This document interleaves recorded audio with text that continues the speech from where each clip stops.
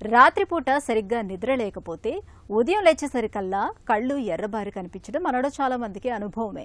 ఇక మద్యం తీసుకున్నప్పుడు, కోపానికి గురైనప్పుడు కొంతమందిలో కళ్ళు చింతనిప్పుల్లా ఎర్రబారుతూ ఉంటాయి. అయితే ఇవేవీ లేకుండానే కొంతమందికి కళ్ళు తరచుగా ఎర్రబడుతూ ఉంటాయి. కళ్లల్లో దురద, నీళ్లు కారడం, మంట పెట్టడం వంటి లక్షణాలు కనిపిస్తూ ఉంటాయి. అసలు కళ్ళు ఎందుకు ఎర్రబారుతాయి? ఇందుకు కారణం అలర్జీనా, కంటి ఇన్ఫెక్షనా? ఈ విషయం గురించిన పూర్తి వివరాలని డాక్టర్ని అడిగి ఇప్పుడు తెలుసుకుందాం.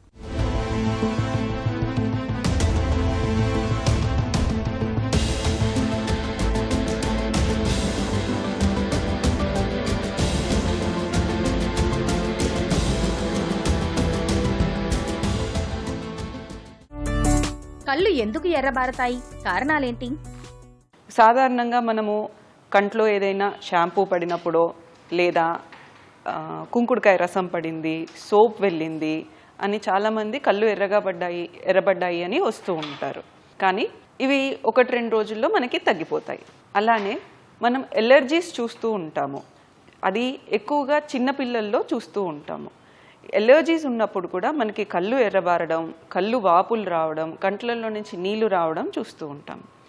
కొన్నిసార్లు కంజంక్టివైటిస్ అంటే లేదా ఇన్ఫెక్షన్స్ ఉన్నప్పుడు, ముఖ్యంగా వైరల్ ఇన్ఫెక్షన్స్ కానీ బ్యాక్టీరియల్ ఇన్ఫెక్షన్స్ కానీ ఉన్నప్పుడు కళ్ళు ఎర్రబారడము, డిశ్చార్జ్ రావడము, అలానే మనకి నొప్పి రావడం లాంటివి చూస్తూ ఉంటాము.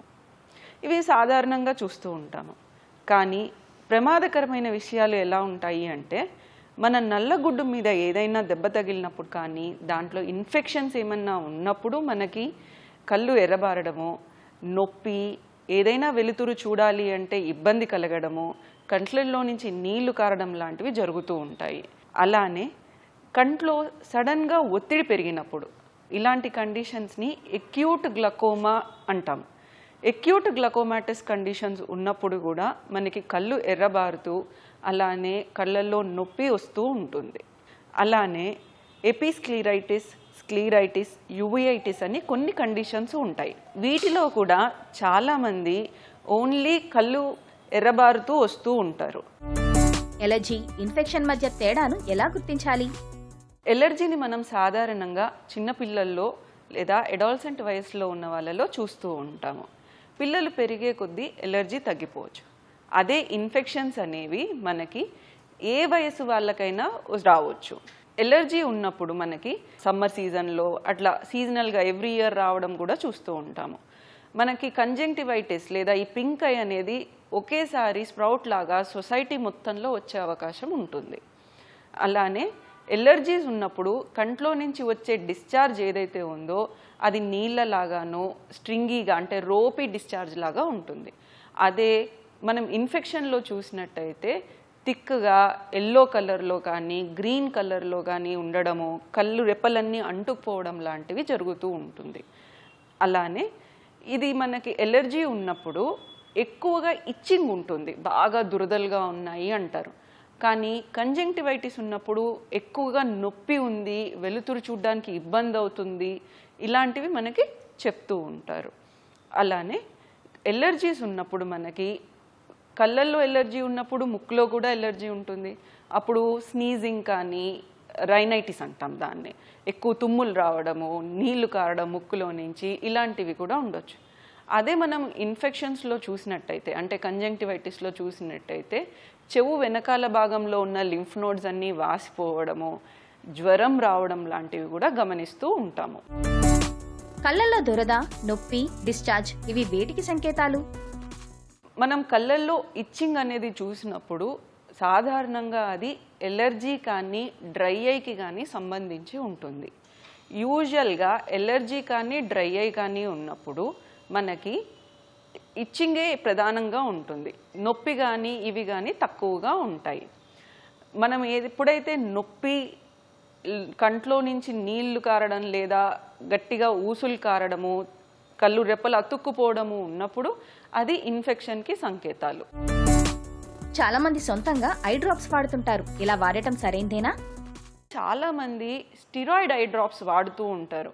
ఒకసారి ఎప్పుడో ఎర్రగా అయ్యగానే డాక్టర్ ఒకటి రాసిచ్చారు అని చెప్పి ప్రతిసారి ఎర్రగైన ప్రతిసారి దాన్నే వేసుకుంటూ ఉంటారు. ఇది చాలా చాలా ప్రమాదకరమైన విషయం. ఎందుకు అంటే స్టిరాయిడ్ ఐ డ్రాప్స్ అనేవి మనము ఎక్కువగా వాడడం వల్ల మనకి గ్లకోమా అండ్ క్యాట్రాక్ట్ వచ్చే అవకాశం చాలా ఎక్కువగా ఉంటుంది. క్యాట్రాక్ట్ వచ్చినప్పుడు మనం కంపల్సరీ క్యాట్రాక్ట్ సర్జరీ చేయాల్సి వస్తుంది. కానీ గ్లకోమా అనేది ఒక ఇర్రివర్సిబుల్ డ్యామేజ్ అయిపోతుంది. ఎందుకు అంటే కంట్లో ఒత్తిడి పెరగడం వల్ల నరాలు శాశ్వతంగా దెబ్బతిని కోలుకోకుండా చూపు పోయే అవకాశం కూడా ఉంటుంది. కళ్ళు ఎర్రబారినప్పుడు వెంటనే చేయాల్సిన ఫస్ట్ ఎయిడ్ ఏంటి? కళ్ళు ఎర్రబారినప్పుడు ఫస్ట్ ఎయిడ్ గురించి మాట్లాడితే కళ్ళుని బాగా కడగాలి. బాగా అంటే కనీసం 5 నుంచి 10 నిమిషాల వరకు మంచి నీళ్ళు లేదా తాగే నీళ్ళు లేదా సెలైన్ తోటి మనము కడగాలి. కంట్లో ఏదైనా నలకలు కానీ చిన్నవి కానీ పడినప్పుడు అవి క్లియర్ అయిపోతూ ఉంటాయి. అవి కాని పక్షంలో ఖచ్చితంగా డాక్టర్ని సంప్రదించాల్సి ఉంటుంది. కళ్ళు ఎర్రబారడంతో పాటు నొప్పి కానీ ఏదైనా డిశ్చార్జ్ కానీ ఏదైనా వెలుతురు చూసేటప్పుడు ఇబ్బందిగా ఉంటే మాత్రం వెంటనే డాక్టర్ని సంప్రదించాల్సి ఉంటుంది. కళ్ళు ఎర్రబారే సమస్యకు చికిత్స ఎలా ఉంటుంది? మన కళ్ళు ఎర్రబారే విషయం ట్రీట్మెంట్కి వస్తే మనం ఫస్ట్ అసలు ఎందుకు ఈ ప్రాబ్లం మనకి వస్తుంది అనేది మనం చూసుకుంటూ ఉండాలి. చిన్న చిన్న విషయాల్లో ఏదైనా పడింది అన్నప్పుడు మనం దాన్ని బాగా వాష్ చేసి ఏదైనా నలకలు కానీ లోపల దుమ్ము ధూళి ఉంటే వాటిని తీసేసి మనం యాంటీబయాటిక్ డ్రాప్స్ వాడితే సరిపోతుంది. అలానే ఎలర్జీస్ ఉన్నప్పుడు, అది పిల్లల్లో ఉన్నప్పుడు, స్టార్టింగ్ స్టేజెస్లో ఉన్నప్పుడు కంటిన్యూస్గా యాంటీహిస్టమినిక్ డ్రాప్స్ వాడితే సరిపోతుంది. కానీ సివియర్ స్టేజెస్లో ఉన్నప్పుడు మల్టిపుల్ మొడాలిటీస్ ఆఫ్ ట్రీట్మెంట్ అవసరం అవుతుంది. అలానే డ్రై అయి ఉన్న వాళ్ళు, ఈ మధ్యలో మనము ఎక్కువగా ఎక్కువ కంప్యూటర్ వాడేవాళ్ళు, సాఫ్ట్వేర్ ప్రొఫెషనల్స్లో కూడా రెడ్ ఐస్ చూస్తున్నాము. దీనికి రీజన్ డ్రై ఐస్. సో ఇలాంటప్పుడు మనము డ్రై ఐ ట్రీట్మెంట్ అంటే లూబ్రికెంట్ ఐ డ్రాప్స్ ఇవ్వడము, అలానే లైఫ్ స్టైల్ మోడిఫికేషన్స్ అంటాం, ఏసీని సరిగ్గా వాడుకోవడము, ఫ్యాన్ కింద ఉండకుండా ఉండడం, ప్రొటెక్టివ్ గ్లాసెస్ పెట్టుకోవడం, ఇలాంటివన్నీ అడ్వైస్ చేస్తూ ఉంటాం. అలానే సీరియస్ ప్రాబ్లమ్స్ ఉన్నప్పుడు, ఎప్పుడైతే మనకి రెడ్ ఐతో పాటు ఫోటోఫోబియా, పెయిన్ ఉంటాయో అది చాలా సీరియస్ ప్రాబ్లం కింద కన్సిడర్ చేస్తాము.